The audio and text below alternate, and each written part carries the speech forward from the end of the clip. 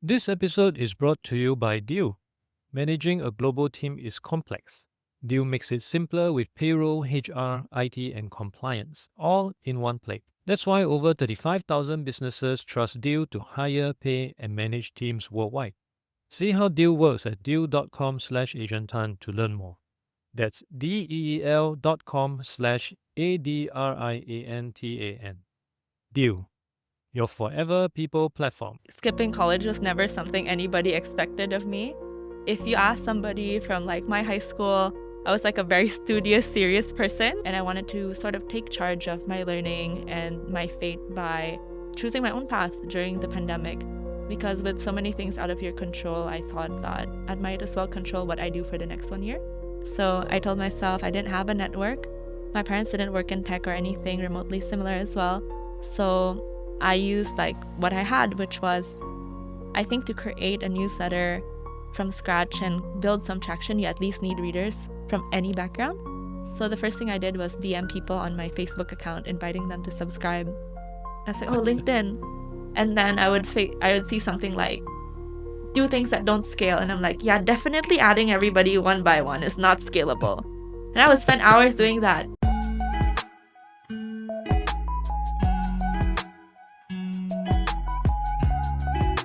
Hello, Amanda. Welcome to the show. Thanks so much, Adrian. I'm so happy to finally have this. I think it's been a few months since the last time we spoke. Yeah, I'm so happy to see you again.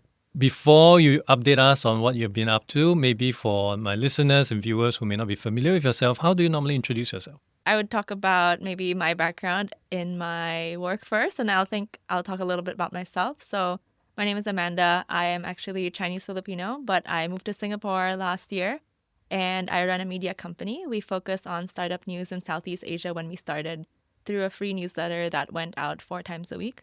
So we'd summarize all the latest news in Southeast Asian startups and then put it out for free 4 times a week. And now we're doing things a bit differently. We do Southeast Asian startup news twice a week now, and then once a week we do one inspiring, interesting business story from Southeast Asia. And these tend to be bigger brands. So these could be like Eu Yan Sang, Charles and Keith, Indonesian icons like Kopiko, and other big brands from Southeast Asia you may have seen from your childhood or see when you walk around the mall today. And yeah, I think that's how I would describe what I do today. It's evolved a little bit since when I started. I think the latest issue is about Top Gloves. So that came out this morning. So Top Glove was a huge hit during COVID. And I think looking back at the story, I myself learned a lot from it. And I hope that with this series, a lot of people will learn from it too, whether they're, a startup founder, an entrepreneur, or just, inspired to start something new themselves. I find the newsletter very inspiring. It's one of my favorite newsletter that I look forward to every week. And I think it has also inspired quite a number of copycats. I've been seeing a lot of other people doing newsletter in the same format as well, which is really interesting and very inspiring. But I'd like to understand about the earlier years when you decided to do this, because very interestingly, you skipped college and jumped straight into entrepreneurship during the pandemic. What motivated you to do that? Skipping college was never something anybody expected of me. If you ask somebody from my high school, I was a very studious, serious person. So most of my life revolved around studying. If there was note taking or exams, I would be the person who's actually using the textbook, but then 2 to 3 other textbooks and their own research to compile new notes. So I think I was going above and beyond in terms of the studying side. So if there was somebody who was betting who would go to college or not, definitely everyone would bet that I did. But the funny thing is, I think life is full of surprises. So when I graduated, I was waiting for my offers from the US and the UK. At the time, I think it was very interesting because I really wanted to go to the UK. But sometimes you only realize what you truly want when you get all the results. And when I'd gotten all my results, I actually realized that I didn't think the UK was a good fit for me because I wanted to be an entrepreneur in the future. And US universities, basically all of them rejected me except one. And when I looked at, what was happening around me, it didn't make any sense to commit to studying when going to university online for such a big fee. And I wanted to sort of take charge of my learning and my fate by choosing my own path during the pandemic. Because with so many things out of your control, I thought that I might as well control what I do for the next 1 year. So I decided to take a gap year in the hopes that I would be able to reapply and get to a better university. the next year. But I guess life had other plans, right? So I think 1 to 2 months in to the gap year, I was looking for something to do and I came across a startup that was teaching people to learn to code. And I thought coding was going to be the future. If I wanted to get into business, I needed to know technology. So I actually applied to the startup to be a student. And for the first time, I actually struggled very hard academically. And I realized that coding was not for me. And, I knew that I only had a few months of this gap year to make the most out of it. And I told the founders of the company I was going to leave the course. And they said, you might as well just stay here and work for us. And with me looking at my options, I had applied to many other places. Nobody ever wanted to hire me. Because it was COVID. I had like no experience and everything. I thought this is the best opportunity in front of me. I might as well just work for them. And it led me here. That was the first time I had a proper job, the first time I got into the startup scene. And that experience inspired me to start BackScoop. What was compelling about UK for you back then? It was a very focused curriculum. So I really like focus and like specialization because I thought that, if you have specialized skills, it can help you earn more, get to the right, for example, job. If you really wanted to get into like finance or something, definitely that kind of focus was better. But then I realized that for what I wanted to do, which was to be an entrepreneur, I needed more broad skills and to meet a lot of people. So I thought that maybe a UK education where you would be focused on mainly being around people in your major. If you weren't living in the dorm, there's a lot more people who would live on their own as well. I thought that the US would expose me to more people because the universities are bigger. There's a lot more campus activity where you meet other people, lots of extracurriculars, and the ability to take classes outside your major, which I thought would expose me to more people and expose me to new skills, which was why I eventually thought that the US was a better opportunity for me. But like the funny thing is that the universe prevented that too. To become an entrepreneur, is that something well accepted among your friends and family? I grew up in the Philippines. A lot of Chinese Filipinos are expected to get into the business space at some point. So I think I really grew up around the culture of a bunch of different relatives, having their own businesses, big and small. A lot of friends whose parents have their own like kind of business, big or small as well. It doesn't really matter like how big the business is. Does it have to be an MNC? No. Do you have to inherit like this gigantic company? Not necessarily, but the spirit of entrepreneurship is very much there. That's really interesting. Over here, I would say, I think many Chinese parents still have this tendency to expect their kids to become either a doctor, a lawyer, or if no choice, an engineer.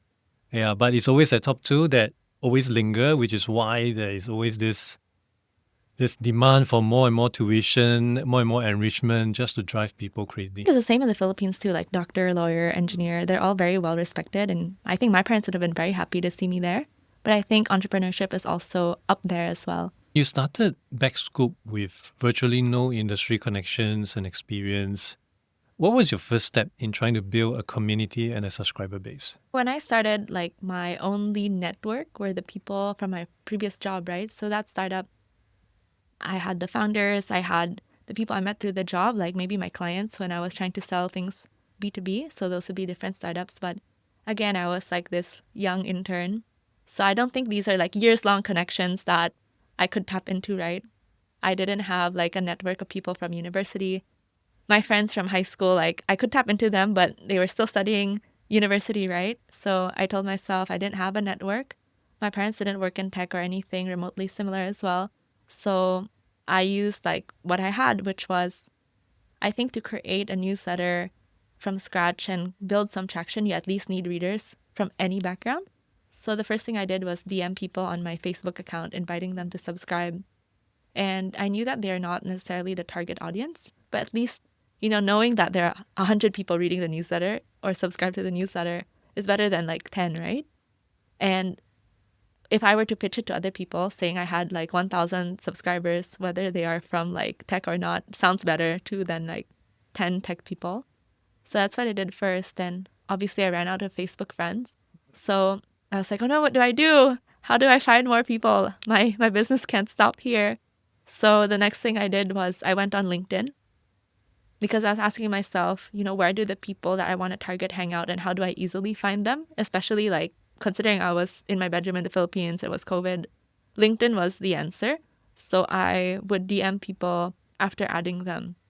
So I would go to like Grab, Gojek, I don't know, Stashaway, any startup or any big tech company or any VC on LinkedIn, and then I would look at the people page, and then I would just add. Like it doesn't matter who. I would obviously prioritize like the CEOs and the juniors because I thought maybe they're the ones most active on LinkedIn. And then once they accepted my request, I will DM them inviting them to subscribe. And if ever I was writing about a company, right? So let's say I was writing about, let's say, WeWork the next day, and I knew that that article would come out. So the night before, I will go to the WeWork page, add everyone from WeWork in Singapore. Then by the next day, some of them would have added me back, right? So when I message them, I will say like, "Hi, congratulations on the fundraise. We actually wrote about you. You can check it out here." And I would deliberately put the link to the post that I made on the company LinkedIn account so that they can check out the post on social media and like it versus putting the web page. Because if it's a web page, they can't like or share, right? But if it's on like LinkedIn and they like it, then it will circulate among their followers. So that's how I initially built the network and the subscriber base beyond like my own network, which was virtually like zero, right? That sounds very growth hacking. Where did that come from? Is this something that you picked up in your last job or is something At that my along the way? last job, we would read a lot of like Y Combinator Hmm. essays, and honestly, I had no people to tap into to ask like for advice, right? So I just treated like all of these essays and like YouTube videos as guides. They said stuff like, "Go to where your readers hang out," and I was like, "Huh? Hmm. How do I find them on the internet?" I was like, "Oh, LinkedIn." And then I would see something like, "Do things that don't scale," and I'm like, "Yeah, definitely adding everybody one by one is not scalable." And I would spend hours doing that, and then like I think I read somewhere about like a critical mass. So I was like, Hmm. all I need is a critical mass. And from there, I can just like watch who unsubscribes and narrow down all the people who actually stay subscribed and ask them to refer. Hmm. So I was really using like the little resources I had and like treated it as like a Bible or a how-to guide for better or for worse. And Hmm. I think back then for like the very, very early work, it was like inevitably for better, right? I did get all my subscribers. Even when I tried to raise from like angel investors, I just read from a book. It's called How to Fundraise by Ryan Breslau. And I wasn't even trying to fundraise at the time. I just told myself I am writing a newsletter for like founders, VCs, people in tech, but like I've never even met a VC before. Like what do they look like? What do they sound like? Like what is their vibe? Like what are they interested in?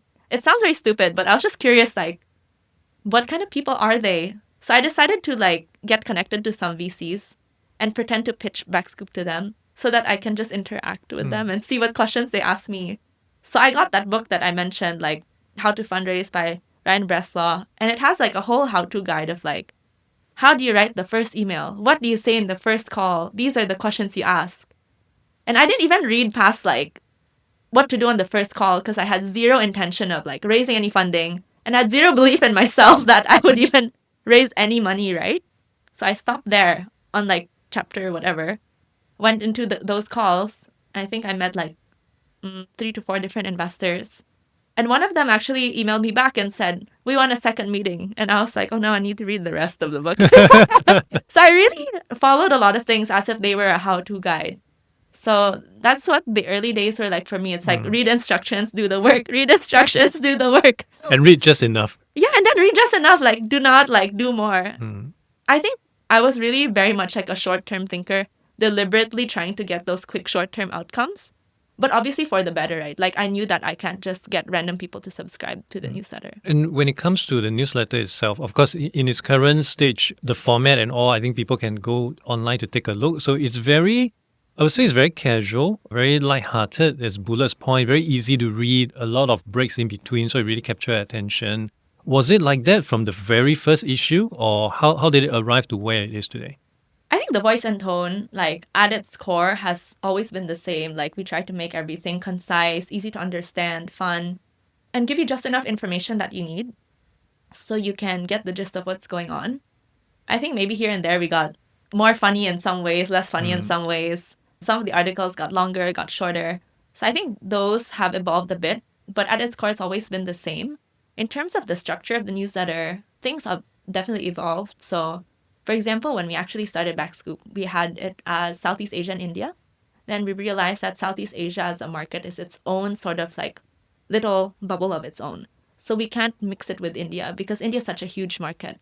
And we can't cover both markets for startup news. You have to focus on one. So we focus on Southeast Asia. So that changed. Other sections also changed. We never had the interview segment before, the icebreakers interview segment. And then at the beginning, we also had a productivity tips segment. But I tell you, after sending out like hundreds of emails, you run out of productivity tips.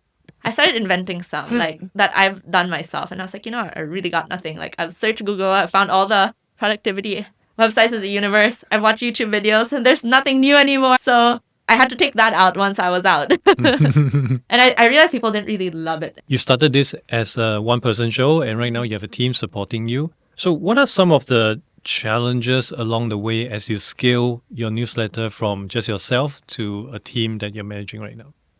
I think one of the core things is, how do you get people to sift for the right information? We have to create an article out of maybe a press release or other existing information in our own research. I think the hardest thing to train is for people to have the eye to know what to include and what not to include. And I think that's also the power that people have in media. They know what they didn't put in and they know what they put in and the way they frame the story. Apart from choosing what to put and what not to put, I think it's also how people make others feel when you read the article. Do you make the article feel neutral? Do you make people excited about something? Do you make it sound bigger than it is? So I think also knowing how to make people feel and knowing the right way to do so is important. And I think those are the hardest skills to train in terms of like the writing side. And also like speed. Now, the first time I think I wrote an article for BackScoop, it took like 4 hours. Now it can take me like 30 minutes if I were to write it myself. So I think it's those three things, like one, speed, second is how to choose what to put and what not to put, because I think what entrepreneurs will find interesting is maybe very different from what a typical like corporate employee would think about. And how do you create content that is relevant for all of them?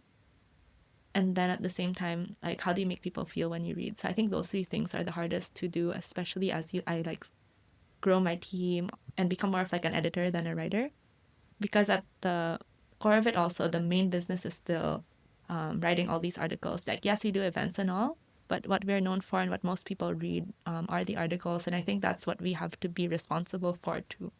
Yeah. And at the end of the day, it's also being able to like watch out and see like, are all of these covered, especially on the factual side? And if not, what do we do about it as well? You have spoken before about struggling with imposter syndrome, finding an identity, especially when your peers were in college and all. Is that still something that you are experiencing, or have you somewhat managed to overcome that?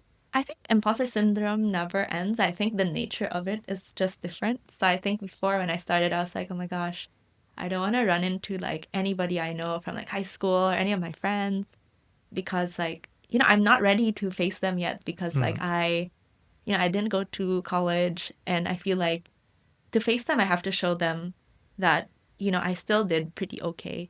It's really not about like, am I better than you? Are you better than me? It's like, I just wanted to feel like equal. And I think, a lot of going through a different path and starting feeling like you're othered because you have chosen a different path. You just want to belong. It's not to be better or worse, it's you just want to belong. And I think that was one of the things that I struggled with. And I think it was really unfounded, like looking back, because at the end of the day, like when I would look at, what my friends are doing, and then when we would talk, they actually all were very supportive and telling me like, oh, it's really cool what you're doing, especially after the first few years. And I think it was just a lot of me just thinking like, I'm not good enough to like face them. But I don't think anyone outwardly said anything like that you're not good enough to hang out with us. Like nobody's that mean, right? Maybe when I started, some people were just a bit shocked, right? Like, don't you want to go to college or like, don't you want to go back? But I think nobody outwardly said anything mean. And for the most part, it was really, really more supportive or neutral. And then as the years passed, like I reconnected with more people. And then I really did see the excitement. And people would actually reach out to me saying like, we haven't talked in 3 years. Why didn't you reach out earlier? No, I mean like I actually deleted my social media for like 1 to 2 years as well, Okay. which helped me focus too on my business. And I think it helped me cut out like the noise essentially, because I noticed at some point in time when I would scroll Instagram and I see my friends at like top universities studying overseas, all these things, it like reminds me of like where I wanted to be before. And I think the crazy thing is that, I'd already chosen and committed to this different path. But when you see people living the life that you used to want, even if you don't want it anymore, you can't help but feel something inside. And I think like not having social media helped me, regulate, stabilize my like emotions and how I felt about myself and the career I chose, because I wasn't seeing it anymore. And then, once I got back to social media, like I just see their life and all I am is like happy, right? For them, I don't feel jealous. I don't feel a little bad. I think it like gave me the space to just focus on my business and become a better person. I think today, maybe the imposter syndrome I feel is like, having done this for almost 4 years, should it be bigger? Should I have done more? I think it's more of that than like, am I not good enough? And then just continually choosing to keep staying on this path, I think is something else. Like, I mean, I love the work I do and all, but I think you will never have a time where you never have any doubt about yourself. And the only thing you can do is keep choosing the path and asking yourself, is this really what you go? Is this really where you want to go? And if this is really where you want to go, can you commit to this for an even longer time? Because there'll always be like crossroads where there's like temptation, other opportunities. At the end of the day, it's like your own choice. And I guess that's how I feel about imposter syndrome. And like the way I look at like my business and myself now is like, yes, there are times where I feel like, oh, maybe this should be bigger. Why couldn't I have done more?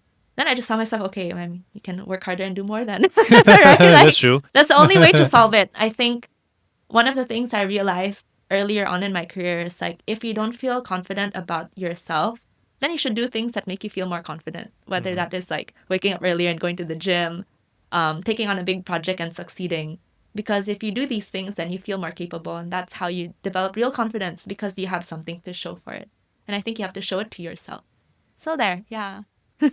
Currently, what's a typical day like for you? So now I've actually been trying to focus more on my health, as I told you. So now a typical day starts at like 8. So before I would try to get up at like, let's say 9, especially if like I had like a long evening. But now I tell myself like I have to keep my mornings very stable. I try to work out once like in the morning or at some point in the day, and at least like 4 or 5 times a week now. So I think that has helped a lot. I've also been trying to have like every 1 to 2 days at least like one external lunch with a friend or somebody who works in a similar space. I think it helps me a lot to like have other perspectives, especially as somebody who works remotely, because my team is remote. It's also important for me to have interactions that are beyond just work. And I think that's something I learned like over the times as I've been here in Singapore, is that you also cannot purely isolate yourself in your work and in your own bubble. So I think any typical day would have like that one workout and then one external lunch or dinner. And then in between, I do some internal work. So maybe that is like working with clients, looking into the articles. Usually I just do the editing and like generally the topics. And then some external work like trying to do sales or hosting, attending events. It really differs day to day, I think. Occasionally, like 1 to 2 coffee chats every few days as well. And like today, we have the podcast. I don't do this every week. Not a typical day. We can try to do this every week. It can be like a radio show. And you, I wouldn't say recently, so for some time you've moved to Singapore. Have moving to Singapore changed your personal perspective on things, on your life and also on business? Yeah, I think so. So, I mean, I came to Singapore truly because I knew that coming here and living alone and being surrounded by people who I don't know, like a lot of the people that I hang out with now and like people in Singapore are not people I met in high school or college. Just a very, very small fraction of them would be, because I mean, I never grew up here, I never worked here before. And I think being in a new environment really exposed me to a lot of new ideas. I don't think we would have doubled down on our event side and made that like a B2B service if I didn't come to Singapore. So, like, just by living here, I was able to unlock a new revenue stream, right? The second is like being around more people. I think the people that I get to meet in Singapore largely are very similar to the audience base that I am trying to attract for BackScoop as well. So I see the way they live, I see what their interests are, and I see what kind of people they're like. And I think that actually helps me understand more about, what I can write about and what I can do to help my readers and to create other products for them. Apart from that, it's also like, living alone, being overseas, you also see what are the things you really prioritize. What do you think about and what do you do when nobody's watching you? Because your family is not here, your friends are not here. And honestly, if you're moving somewhere new, you can cut relationships, build relationships. You really have so much control over the way you want to shape your life. And then you truly see who you are and what you want to do with your life. And I think that helped a lot for me to really firmly shape my direction a lot more. Apart from that, I think it also made me a bit more ambitious. I mean, everything in Singapore is more expensive. I think that's one. The second is like businesses are also bigger. There are more startups. Also, the density of people in the space is also much higher. And I think that really encouraged me to dream bigger and think bigger. And as I said earlier, a lot of the people in Singapore that I get to see on a day-to-day basis are people who are in my audience base. And, getting to see a reader almost like every few days, just like outside in the wild, is very, very encouraging for me to like keep going and building this into something bigger too, because you do see your end user. Even this podcast would never have happened if I didn't live here because we would never have had that like coffee chat, right? So I think Singapore has also created a lot of opportunity inherently from the kind of country it is and the design of it as well. Having been doing this for about 4 years, you definitely have gained a lot of experience and opinion about the media landscape in general. Recently, of course, there's a lot of new media coming into the scene and all that. For people who are out of the industry, I think it's very easy for them to perhaps say things like, why a BackScoop? There are already some other media companies doing this, maybe Tech in Asia, E27, they're really saying the same thing. For other creators out there who may be listening that are also interested to get into this new media space, could you share with them the lay of the land and why are there still opportunities for new media out there? I think it also differs depending on the kind of audience you want to serve and the kind of content you want to create. But I think for me, the opportunity I saw in like my space is like niche media. So I saw one opportunity, which is that after COVID had started, you started seeing more that Southeast Asia was one interconnected market and that, all the other outlets, yes, they had a lot of Southeast Asia and maybe mostly Southeast Asian content, but there was no newsletter or no platform, like even just a website that consolidated purely Southeast Asian startup news. So I think that like focus, because every day that people open the newsletter, they know exactly what they're gonna get versus when you open like a website of maybe one of our other competitors. It could be something from Japan, Korea, India. But if you really only want Southeast Asian startup content, this is it. And so that's like the content side of like how we curate the content. The second is we're also doing our best to be the most complete source. So basically, what we promise is that as long as you read every edition of the newsletter, you will see all the most important startup news pieces here. If you only have 5 minutes every day to keep up with the news outside of your job, this is the best way to do so. And then apart from that, it's also the way that we write. So I believe a lot in how you can write a story in a way that evokes people's emotions and sort of gives people energy as well. So I mean, if you work in the startup space, you maybe took a pay cut, you maybe work long hours, and maybe other people don't even understand what you do because you're doing something so niche like biotech or like a SaaS product. Some people don't even know what SaaS stands for. But when you write content on BackScoop, we make sure that people can understand what the company's doing. We try to make it exciting because your company fundraise in a startup, at least a fundraise means that you can go on for several more months. You have runway, you'll expand. So that's something very exciting. But when you read it as like a typical news piece, you'd never really be that excited. It's just like, okay, $5 million, $50 million, all these investors that you don't really know, but what do they actually do? So that's what we actually cover. So we do something different. I would say that if you look at what we do, it's about doing something different. Is it inherently unique? Is our content different from what you see in the other places? If you look at it on a factual basis, we actually have a lot of very like similar articles. But what's different is the way we write it, the way we format it, and the way we deliver it. So I already talked about like the writing and the format earlier, but if you are like working and busy, do you have the time to go on all the websites and read? You don't. you have the time to be on like the MRT, see it pop up as like the newsletter and read it for 5 minutes. So the news goes to you instead of you looking for it. So that's the opportunity we saw. One, it's a good market and it's a growing market. The second is that did things differently and it doesn't have to be like extremely unique. And the third is we have an audience. And yes, we are giving them the newsletter. It's a way for us to attract this audience. But as you grow your business, you can also find other ways to engage and monetize this audience. Like we are doing events now where we can also monetize and grow the same audience. It's not just about the newsletter anymore. So I think media businesses aren't just about the publication alone and the content alone, but what kind of audience can you build and what other products can you serve beyond this like one type of media you have? And I think if somebody was creating like a media company today or even just becoming a content creator, I would say you don't have to do something so unique.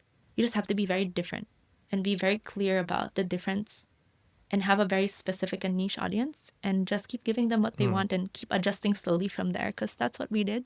If you have to start from day one again today, how would you do things differently compared to how you have done it 4 years ago? I think I would have been like less conservative. I think I wish I would have taken like bigger swings and more risks. I think like, should I have tried building other newsletters apart from this topic? Should I have experimented with more products? I'll never know if that was the better option, but I think as a person, like I really like to do new things. I get very excited. But with like BackScoop and the newsletter itself, I wish I took like bigger swings and maybe spent a little more money to test things. But again, like I'm still alive today with this business, so I don't know if I did that, would it be the same? So I mean, everybody has regrets, and the grass is always greener on the other side. But at the end of the day, you'll never know if you never did it right. Yeah. But maybe you will see. Most of your content is still very much focused on the written format. As video starts becoming more and more like a thing, can we expect to see you more in videos on TikTok dancing? Okay, TikTok dancing, I don't think so. I've never been much of a dancer. I like singing much more, but video is definitely something that we're looking at. I mean, we experimented. I said that we didn't take bigger swings and do things differently, but I mean, we also had a podcast that we tested for like one whole year. I did 44, 55 episodes, 1 hour each. And then we like realized that the format from the topic to the guest to how, because I think it was truly too niche from like a listener standpoint. That's why we shut it down. And if I were to do that podcast again, I think one, I would have marketed it harder, like truly use a lot of like different splices to put it on video everywhere, publish it all the time, and then also made the topics broader. So I think maybe that is like one specific example I can say, like I did invest like money into making a podcast. I spent a lot of time. If I were to do it again, those are what I would change. Yeah, and then but I guess that was also our first like foray into something non-written. But in terms of video content, I think you can expect some at some point. We'll all be looking forward to it. Yes. And if you can give advice to any young founder in Southeast Asia today, having gone through all the different lessons that you curate from the different companies that you've spoken with, what's that advice that you'd like to share with them? I think if I talk about advice, I can only really talk about my own personal journey. If I look back today, I think maybe what a lot of people see from my journey on face value is like, oh, you don't need to go to college to start something. I think that's one. Like, the main lesson from that isn't necessarily skip college. The main lesson, I think, is that you don't need all of these like qualifications, like going to a brand name university, going to an overseas university, having like 5 years of work experience to build a business. I think what I was able to do with BackScoop also worked because I think I'm like the right person to build this kind of product anyway. I've always liked writing. I'd always enjoyed like business content. I love like events. I like hosting people. I like meeting people. So I think in terms of like founder market fit, founder product fit, it matches. And I think that's also one reason why I was able to do this without a college degree, because I think I have a natural like flair for writing, hosting, meeting people. Like I'm very extroverted. But I also think that like, let's say if I didn't go to college and I tried to start a biotech company, that would never work. So I think my advice would be, don't look at whether you have the qualifications on like the superficial basis, like university degree and all the things I mentioned earlier, but look at, do you fit the market or the product that you're serving? Do you actually have the skills to build at least the initial product. And if you see that it works, do you have the remaining skills to take it through? And if you don't, can you build those skills in a short enough amount of time?